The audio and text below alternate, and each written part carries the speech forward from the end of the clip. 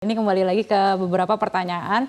Inilah pertanyaan panelis kepada 3 cawapres dalam debat cawapres pekan lalu. Kita lihat ulang dari cawapres Muhaimin Iskandar ditanya soal strategi meningkatkan kontribusi usaha menengah terhadap perekonomian dan kemudian juga pertanyaan pembiayaan infrastruktur perkotaan. Ya, ini untuk mengingatkan kita kembali. Kemudian dari cawapres Gibran Rakabuming Raka ditanya soal infrastruktur fisik dan kualitas SDM dan pertanyaan soal infrastruktur sosial.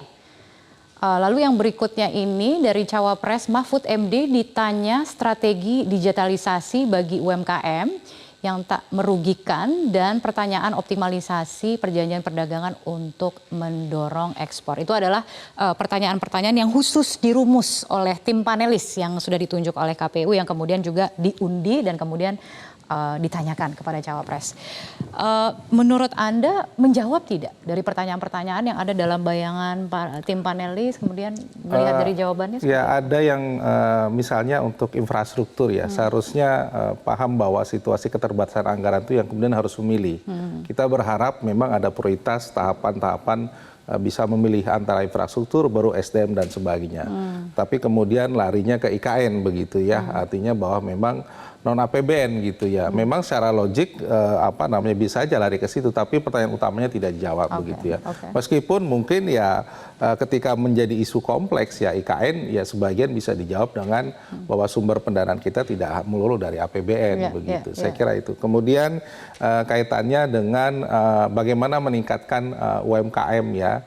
Saya kira untuk yang skala kecil memang sudah kena dari Caimin. Cuma yang kelas menengahnya ini memang belum tereksplorasi. Padahal itu yang di banyak negara yang kemudian bisa kita menjadi negara maju begitu ya. 2 menit waktunya. Ya mungkin terbatas begitu ya. Sementara untuk Pak Mahfud ya memang yang menarik beliau sudah menyebutkan soal digital ya, soal security dan sebagainya, undang-undangnya pas. Tapi problemnya belum pas begitu. Bahwa problemnya ini kan banyak yang data kita itu dicuri oleh pelaku global, itu belum bisa kita ambil. Nah di situ mungkin pendalaman, tapi undang-undangnya disebut, tapi masalahnya belum kegali lebih dalam. Iya, tapi undang-undangnya sudah tepat. Sudah disebut gitu. Cuma prakteknya ini gimana? Karena prakteknya sudah terjadi, data kita sudah diambil oleh para pelaku global untuk kepentingan bisnis dan ekonomi.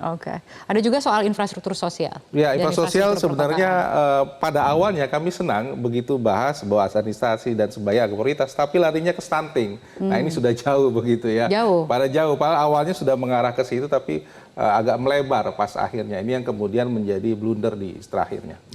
Sekarang siapa nih?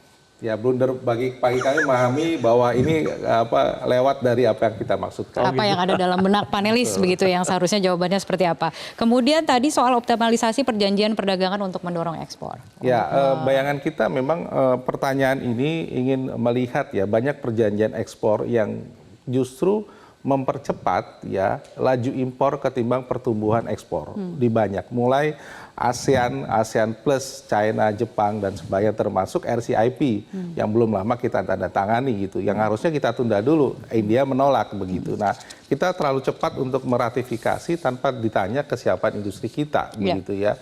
Jadi perdagangannya senang happy secara politik internasional bagus, tapi industri kita ya kita saksikan menurun sumbangannya dan akhirnya kita kalah di pasar domestik dengan para pelaku global. Nah, diplomasi itu penting ya untuk menekan ekspor, tetapi bahwa bagaimana kita merenegosiasi perjanjian itu dengan kebijakan-kebijakan trade remedies dan sebagainya itu belum terungkap. Memang sulit mendalami pada level itu ya. Jelajahi cara baru mendapatkan informasi. Download Metro TV Extend sekarang.